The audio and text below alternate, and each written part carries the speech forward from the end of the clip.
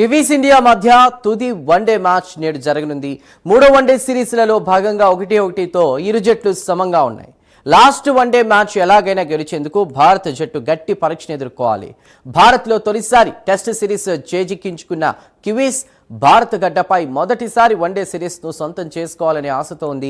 4 ICC టోర్నీలు సహా one day cricket ఆడేందుకు 16 సార్లు భారత్కు వచ్చిన ఆ జట్టు ఒక్కసారి కూడా విజేతగా నిలవలేకపోయింది. కోచ్గా సొంత గడ్డపై అనూహ్యంగా 5 టెస్టులు ఓడిపోయిన గంభీర్ ఇప్పుడు వన్డే సిరీస్ను కోల్పోతే మరింత తీవ్రమైన విమర్శలు ఎదుర్కోక తప్పదు. మరి బ్యాటింగ్కు స్వర్గధామమైన ఇండోర్లో ఏ జట్టుది పైచే అవుతుందో చూడాలి.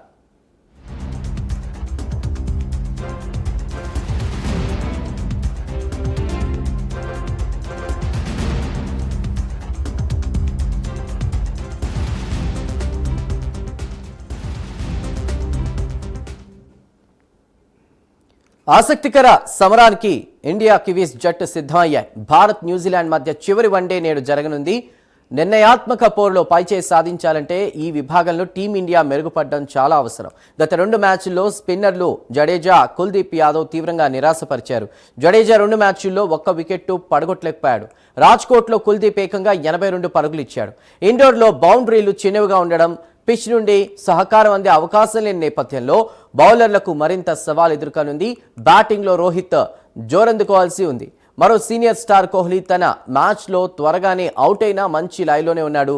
కేఎల్ రాహుల్ ఫామ్ జట్టుకు సంతోషాన్ని ఇస్తోంది. మరోవైపు శ్రేయస్ అయ్యర్ మాత్రం పెద్ద ఇన్నింగ్స్ బాకీ ఉన్నాడు.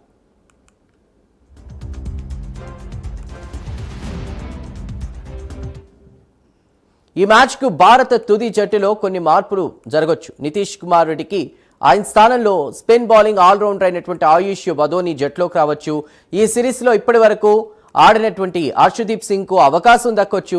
ప్రసిద్ధ కృష్ణ స్థానంలో అతన్ని ఆడించే అవకాశం కూడా ఉన్నట్టు తెలుస్తుంది. ఇక న్యూజిలాండ్ జట్టులో 8 మంది ఆటగాళ్లు తొలిసారి భారత పర్యటనకు వచ్చారు. అయినా సిరీస్లో ఆ జట్టు గట్టి పోటీతో ఆకట్టుకుంది. 2వ వన్డేలో విజయంతో కివీస్ రెట్టించిన ఉత్సాహంతో బరిలోకి దిగుతోంది. గత match century hero Mitchell form ఆ జట్టుకు గొప్ప సానుకూల అంశమే. 215 పరుగులతో అతడు సిరీస్ టాప్ స్కోరర్గా ఉన్నాడు. రాజ్కోట్లో కాన్వే కూడా మంచి ఇన్నింగ్స్లో ఆడాడు. ఇక ఈ ఇద్దరు మరోసారి సత్తా చాటాలని ఆ జట్టు కోరుకుంటోంది.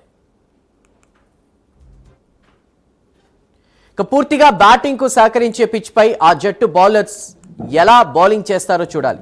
3వ వన్డే వేదిక హోల్కర్ స్టేడియం పిచ్ బ్యాటింగ్ కు అనుకూలం. ఇక 2011లో సెహ్వాగ్ ఇదే మైదానంలో డబుల్ సెంచరీ చేశాడు. ఆ మ్యాచ్లో భారత్ 418 పరుగులు సాధించింది. ఇక్కడ గత 2 మ్యాచ్ల్లో టీమిండియా 399, 385 పరుగులు చేసింది. ఈ నేపథ్యంలో ఈసారి కూడా ఇక్కడ పరుగుల వరద ఖాయమని భావిస్తున్నారు క్రికెట్ విశ్లేషకులు.